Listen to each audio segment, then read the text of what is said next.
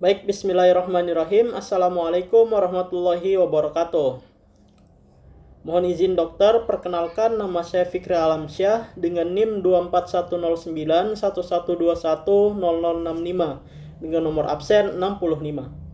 Pada video ini saya akan menjelaskan tentang surface anatomy atau anatomi permukaan yang telah dipaparkan oleh Dr. Oski Iliandri Magister Kesehatan pada tanggal 5 November 2024. Nah, sebelum saya menjelaskan lebih jauh terkait dengan anatomi permukaan atau surface anatomy, kita harus mengetahui atau kita kenalan dulu dengan apa sih anatomi itu. Nah, jadi anatomi ini merupakan ilmu yang mempelajari bagian struktur pada tubuh manusia dengan cara menguraikan bagian tubuh manusia ke bagian yang lebih kecil hingga ke bagian yang paling kecil. Nah, kemudian anatomi permukaan atau surface anatomy itu apa? Nah, di sini ada surface anatomy atau anatomi permukaan adalah anatomi yang terlihat pada permukaan atau dekat dengan bagian luar. Baik, saya teruskan. Nah, di sini pada ilustrasi ini terdapat sumbu dan bidang anatomis, teman-teman. Nah, di sini pada yang warna biru ini merupakan bidang sagital. Nah, jadi bidang sagital ini atau bidang lateral ini merupakan bidang khayal atau bidang imajiner yang membagi tubuh manusia ke beberapa bagian.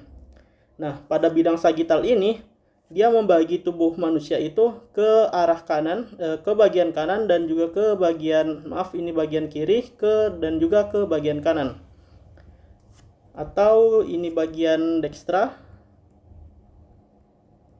dan sinistra. Nah, kemudian di sini ada bidang frontal atau bidang koronal. Nah, jadi bidang frontal ini adalah garis khayal yang juga vertikal yang membagi tubuh manusia ke bagian depan atau bagian anterior dan juga bagian belakang atau posterior. Nah, selanjutnya di sini ada bidang transversal.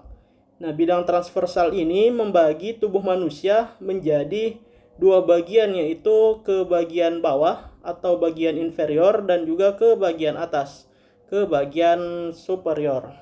Nah, bidang transversal ini dia itu tegak lurus dengan bidang lateral atau bidang sagital ini dan juga bidang frontal atau bidang koronal.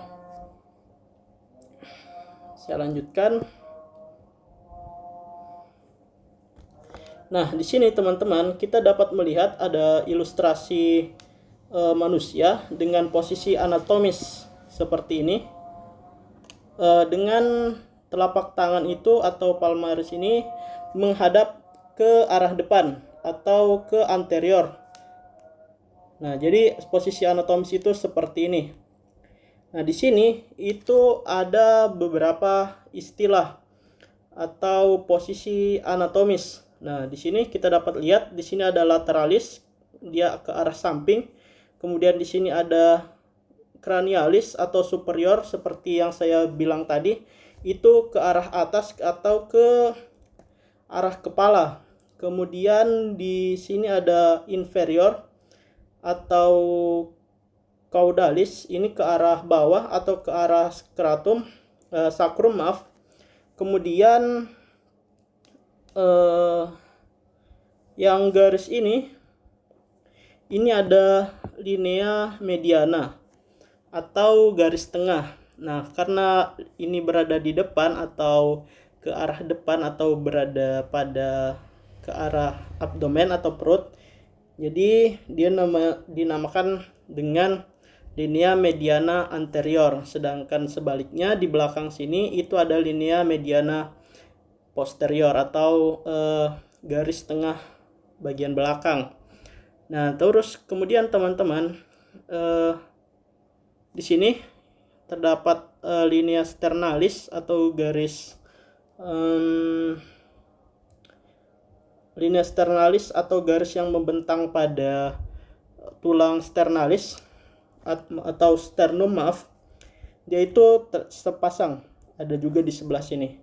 Nah, begitu juga dengan beberapa garis yang ada di sini atau linea. Saya lanjutkan.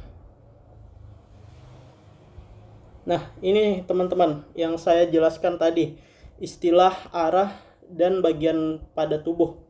Ada kranial, kemudian anterior, posterior, dan lain-lain.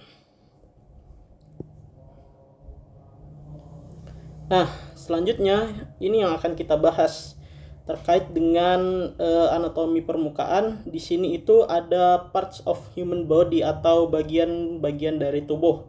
Nah, di sini bagian ini itu ada kaput atau kepala. Kemudian di bagian sini itu ada kolum atau leher. Nah, kemudian di sini ada trunkus. Nah, ini trunkus terbagi lagi menjadi beberapa. Pertama ada toraks, kemudian di sini ada perut atau abdomen, kemudian di sini ada pelvis. Nah, kemudian di bagian belakangnya, teman-teman, di sini itu ada dorsum atau bagian punggung. Nah, kemudian di sini ada ekstremitas, bagian ekstremitas, yaitu ekstremitas atas, kemudian ada ekstremitas bawah.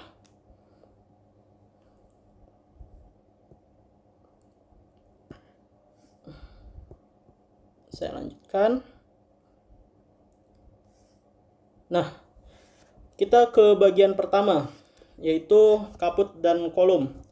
Nah, kaput ini merupakan, atau bagian kepala ini, terdapat beberapa anatomi permukaan atau surface anatomi yang dapat kita lihat.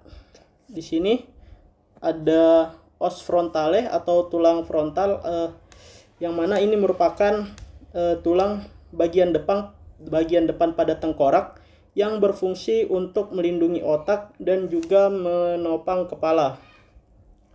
Kemudian di sini itu ada rambut, teman-teman. Nah, rambut pada kita ini itu berfungsi untuk melindungi kita dari sinar ultraviolet dan juga melindungi kita dari sinar panas matahari. Kemudian ini bagian sini. Nah, kalau kita ke bagian ini, kita dapat melihat di sini ada glandula submandibularis. Nah, ini merupakan kelenjar ludah atau kelenjar saliva, di mana ini tempatnya itu berada pada di bawah rahang. Kemudian di sini itu, teman-teman, yang ini yang bisa kita lihat pada ilustrasi ini, ada vena jugularis externa, yang mana vena jugularis externa ini berfungsi untuk mengalirkan darah dari bagian dalam wajah dan juga struktur superficial pada tengkorak. Nah, ini teman-teman, vena ini dia tuh membentang dari kepala hingga ke dada. Kemudian selanjutnya, nah, yang ini di sini terdapat filtrum. Nah, filtrum ini merupakan garis vertikal yang terdapat sepanjang di bawah nasal hingga ke oral atau mulut. Nah, kemudian yang seperti kita tahu, di sini ada indera kita, ada mata, kemudian di sini ada nasal, kemudian di sini ada telinga, kemudian di sini ada oral atau mulut. Nah, di sini teman-teman, kita dapat melihat ada supercilia atau supercilium. Ini merupakan alis mata. Kenapa sih? Kita mungkin bertanya-tanya, kenapa bentuk alis mata kita itu seperti ini? Nah, Tuhan menciptakan alis mata kita seperti ini agar mata kita itu terlindungi dari apa? Dari ya seperti kotoran ataupun air dan minyak yang mengalir ke bawah, sehingga dia dialirkan ke sebelah sini. Ya, seperti itu jika kita ingin memikirkan secara rasional dan juga logika. Kemudian di sini ada nasal atau hidung kita. Kenapa sih? Mungkin kita bertanya-tanya, kenapa sih lubang hidung kita itu dia mengarahnya ke bawah? Kenapa nggak ke depan aja? Kenapa nggak ke depan aja? Nah, kalau kita membayangkan lubang hidung kita itu berada di depan, nah kita bisa membayangkan bahwa apabila kita jalan itu kotoran-kotoran itu akan sangat mudah sekali masuk ke dalam lubang hidung kita, teman-teman. Jadi Tuhan Allah Subhanahu wa taala menciptakan kita dengan bentuk yang sempurna dengan arah lubang hidung itu ke bawah. Kemudian untuk penjelasan lagi, di sini kita ketahui hidung kita ini terdiri dari kartilago dan juga tulang keras atau tulang. Nah, kenapa kita diciptakan dengan hidung dengan kartilago atau tulang rawan? Karena teman-teman, pada saat kita tidur saja, kita itu kadang tidur terlentang sehingga kita itu hidung kita itu mengarah ke bawah. Nah, kalau bayangkan saja teman-teman, kalau semua dari hidung kita ini merupakan tulang keras, itu akan sangat mudah patah sekali, bukan? Nah, sehingga Tuhan Allah Subhanahu wa taala menciptakan hidung kita itu dengan menggunakan tulang rawan. Nah, kemudian kita berpikir kembali, kok telinga saya berbentuk seperti ini ya?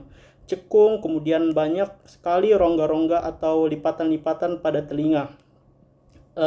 Teman-teman, telinga kita itu berbentuk seperti cekung atau ya seperti itu untuk dapat menangkap suara atau getaran gelombang sehingga dapat ditransfer atau ke otak menjadi suara yang dapat kita dengar saat ini. Kemudian telinga ini itu sama seperti hidung, dia terdiri dari tulang rawan atau disebutnya itu bagian ini itu auricula. Itu terdiri dari tulang rawan dan juga kulit. Nah, teman-teman, kita juga diberikan keterbatasan indera oleh Tuhan Allah Subhanahu wa taala, yaitu kita hanya dapat mampu mendengar suara itu dari 20 hingga 20.000 Hz atau suara audiosonik kalau tidak salah. Kenapa seperti ini? Nah, kita bisa berpikir teman-teman, karena apabila Tuhan memberikan kita yang lebih, seperti kita dapat mendengar suara ultrasonik seperti hewan-hewan lainnya, bayangkan saja jika kita ingin tidur, kemudian kita dapat mendengar suara detak jantung kita atau nyamuk saja lewat sedikit, itu akan pasti akan sangat mengganggu kita. Sehingga Allah Subhanahu wa taala itu menciptakan kita dengan keterbatasan indera, dengan segala tujuan dan juga bentuk yang sudah ditentukan, pasti sempurna. Nah, selanjutnya di sini ada toraks teman-teman atau bagian dada. Di sini kita dapat melihat di sini itu ada musculus ini tuh musculus pectoralis major. Nah, yang ini kemudian dia itu ada juga di sebelah kiri atau sinister ya. Kemudian di sini di bagian tengah ini teman-teman, di bagian tengah ini itu ada yang namanya corpus sterni. Nah, dia itu tulang yang berada di sini. Kemudian di sini ada clavicula. Clavicula ini berfungsi untuk menghubungkan tulang dada bagian dada atas atau manubrium dengan tulang belikat.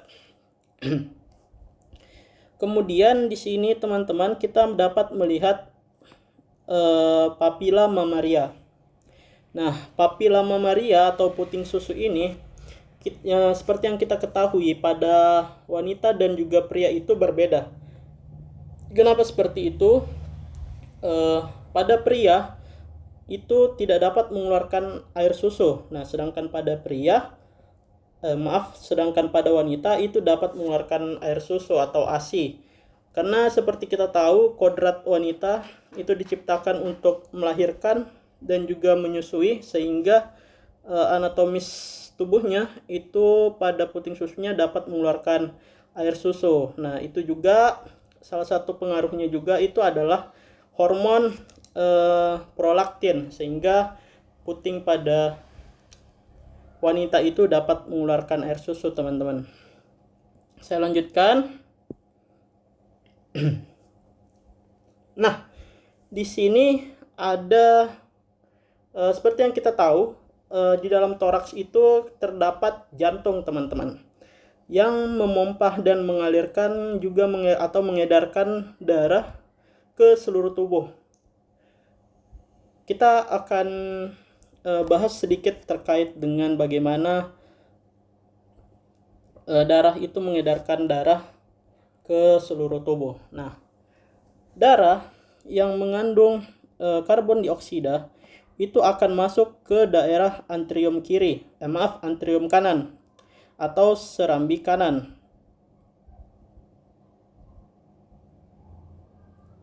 Nah, kemudian darah yang mengandung karbon dioksida tadi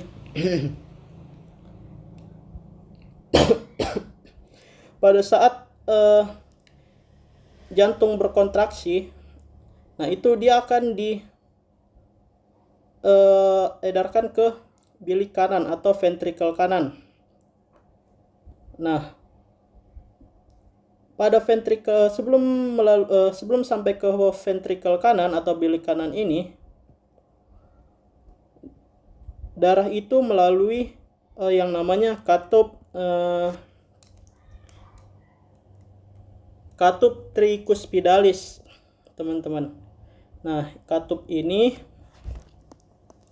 berfungsi agar untuk mencegah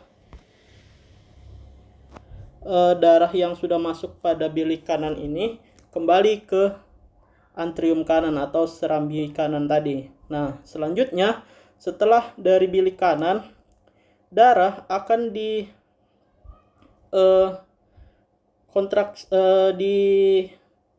pada saat berkontraksi, darah akan diedarkan ke paru-paru. Nah, ke sini. Ini bertujuan untuk agar karbon dioksidanya tadi terlepas, dan juga darah yang masuk ke dalam paru-paru itu mengalami pengikatan oksigen, sehingga darah yang sudah mengandung oksigen tadi itu akan kembali masuk ke serambi kiri atau antrium kiri. Nah, di sini itu ada antrium kiri.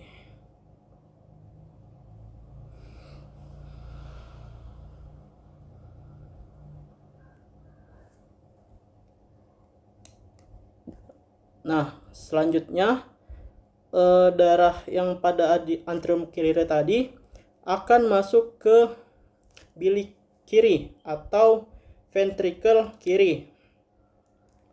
Nah, sebelum masuki bilik kiri atau ventrikel kiri, di sini terdapat yang namanya katup mitral. Nah, sama seperti katup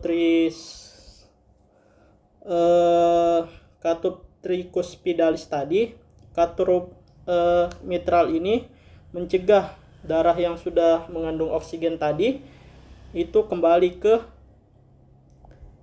antrium kiri atau serambi kiri. Nah, teman-teman, setelah berada di bilik kiri atau ventrikel kiri, darah yang mengandung oksigen akan diedarkan ke seluruh tubuh melalui pembuluh aorta.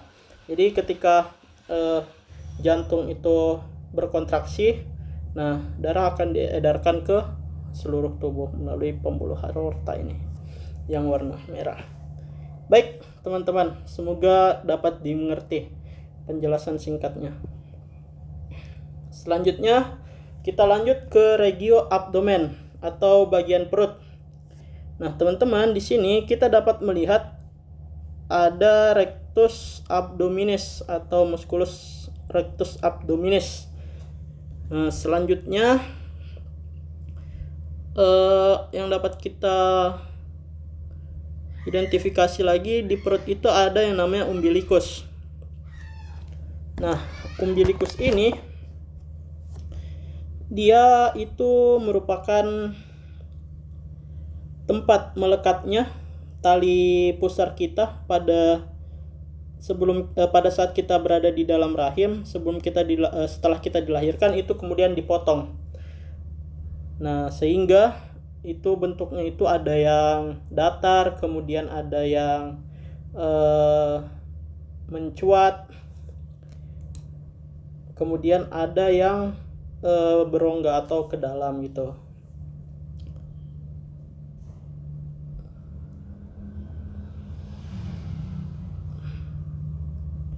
Oke, kita lanjutkan teman-teman. Nah, oke, perut kita teman-teman itu dibagi dalam ke beberapa bagian atau beberapa regio. Nah, kenapa seperti itu? Karena pada pembagian regio atau bagian pada perut ini itu dalam medis akan memudahkan proses pengecekan organ yang terjadi kelainan atau terdapat penyakit pada organ tersebut. Nah, di sini ada dua pembagian. Yang ini itu dia dibagi menjadi 4 diagram. Di sini ada diagram kanan atas, kemudian di sini ada diagram kanan atas. Sini kanan atas, di sini ada diagram kiri atas, kemudian di sini ada kanan bawah, kuadran kiri bawah. Sama kuadran kanan atas, kiri atas, kuadran kanan bawah, kuadran kiri bawah. Nah, kemudian yang lainnya perut kita itu dibagi ke 9 regio, teman-teman. Nah, regionya apa saja dan organ apa saja yang terdapat pada regio tersebut. Nah, di sini ada regio epigastrik pada bagian tengah atas ini. Nah, pada regio epigastrik ini, teman-teman, itu terdapat organ lambung, kemudian duodenum, kemudian ada pankreas dan juga hepar.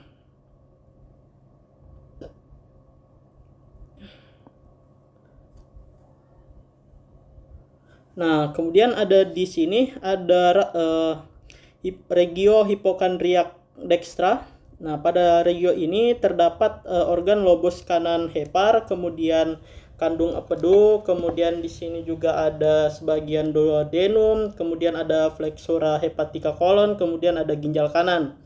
Nah, di sini pada regio hipokondriak sinistra atau hipokondriak kiri itu terdapat organ lambung, kemudian limpa, pankreas dan juga ginjal kiri. Nah, kita beralih kepada bagian tengah. Di sini ada regio umbilical regio atau regio umbilical. Pada regio ini terdapat lambung, kemudian pankreas, kemudian usus halus, kemudian kolon transversa. Kemudian pada regio lumbar sinistra itu terdapat kolon descendant, kemudian ada ginjal kiri, kemudian ada usus halus atau jejunum dan ileum. Kemudian pada lumbar dextra, regio lumbar dextra, di sini itu terdapat kolon ascendant, kemudian usus halus, kemudian liver, kemudian ada ginjal kanan juga, teman-teman, pada regio right lumbar ini dia masih masuk ginjal kanan. Nah, pada bagian bawah ini ada regio hipogastrik. Pada regio ini terdapat ileum, kemudian kandung kemih, kemudian ada kolon sigmoid. Kemudian pada iliac sinistra, regio iliac sinistra ini terdapat usus halus, kemudian ada kolon descendant, kemudian ada kolon sigmoid. Kemudian pada iliac destra di sini terdapat cecum dan kolon ascendant, kemudian ada appendix dan juga usus halus sebagian kecil. Saya lanjutkan ke yang selanjutnya. Nah, selanjutnya ini ada dorsum atau bagian punggung, teman-teman. Seperti yang kita ketahui bersama, di bagian ini itu ada tulang vertebra atau tulang belakang. Kemudian di sini, teman-teman, di bagian ini itu terdapat yang namanya bagian sini kalau tidak salah. Nah, di bagian sini itu terdapat yang namanya musculus trapezius. Dia juga terdapat di bagian dextra atau bagian kanan. Selanjutnya di bagian sini itu terdapat ini musculus latissimus dorsi. Nah, di sini juga, teman-teman, itu terdapat scapula. Tulang scapula yang mana pada titik ini itu terdapat spina scapula yang merupakan tonjolan pada tulang scapula tadi.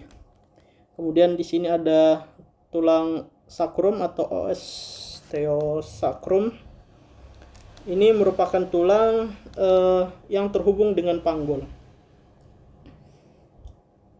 Baik, mungkin itu saja, teman-teman. Kita lanjut ke bagian selanjutnya. Nah, di sini ada pelvis, teman-teman. Pelvis atau panggul. Aduh, maaf.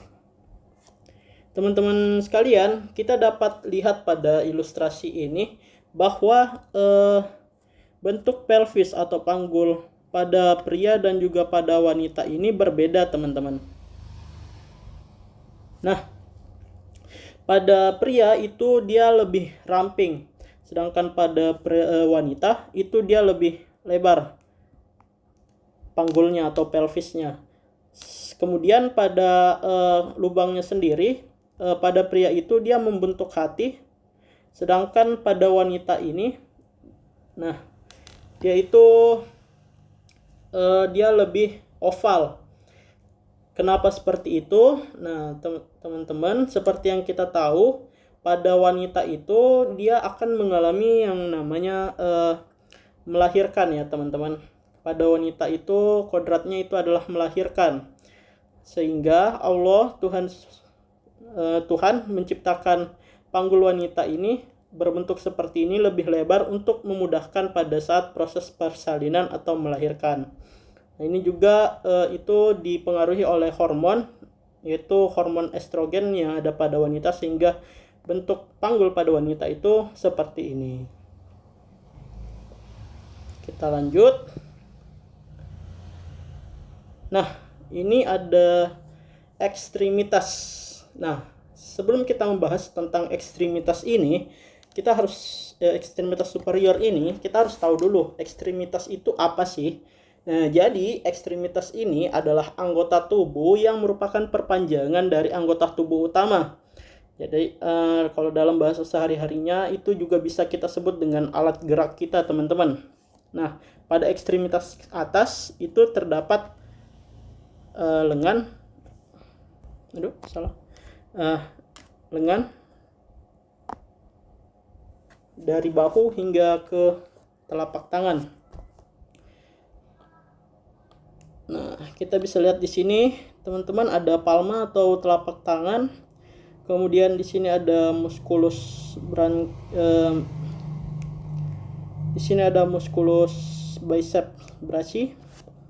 Nah, ini dia berfungsi untuk atau membantu sendi pada bahu untuk menahan beban lengan, teman-teman, pada saat ekstensi. Pada saat melakukan gerakan. Nah, kemudian di sini ada musculus branchioradialis. Ya. Nah, ini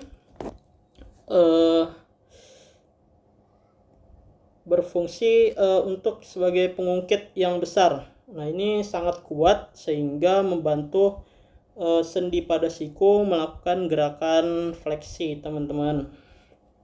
Nah, kemudian di bawah ini terdapat olecranon, tulang yang menonjol pada siku kita. Kemudian di sini ada beberapa sendi. Yang pertama ini ada sendi bahu atau articulatio humeri. Nah, ini dapat melakukan fleksi, kemudian ekstensi, kemudian abduksi, kemudian aduksi, teman-teman. Kemudian juga dia bisa rotasi ke luar atau rotasi ke dalam. Nah, di sini ada sendi siku atau sendi engsel yang melakukan fleksi, kemudian ekstensi, teman-teman. Nah, di sini ada falanks, jari-jari kita. Kita lanjut. Nah, ini ada beberapa tipe dari gerakan tubuh manusia menggunakan ekstremitas atas. Itu bisa dilihat ada abduksi, aduksi, dan lain-lain. Nah, kita lanjut ke ekstremitas bawah, ke bagian kaki. Ini saya jelaskan secara singkat. Di sini ada musculus sartorius, itu pada dekat dengan selangkangan. Kemudian ada di sini ada musculus quadriceps femoris. Kemudian di sini ada tibia, sama seperti ini. Ini. Dan ada fibula di sini, ada phalanx, kemudian ada beberapa sendi yaitu articulatio coccygeae dan juga articulatio genus yang terbagi jadi beberapa lagi, teman-teman. Ya. Ini sebagai alat gerak juga sama seperti ekstremitas atas tadi, teman-teman. Nah, ini ada beberapa tipe body movement atau gerakan tubuh yang menggunakan ekstremitas bawah. Ada fleksi, ekstensi, dan lain-lain. Nah, demikian penjelasan dan pemaparan saya terkait dengan surface anatomy atau anatomi permukaan.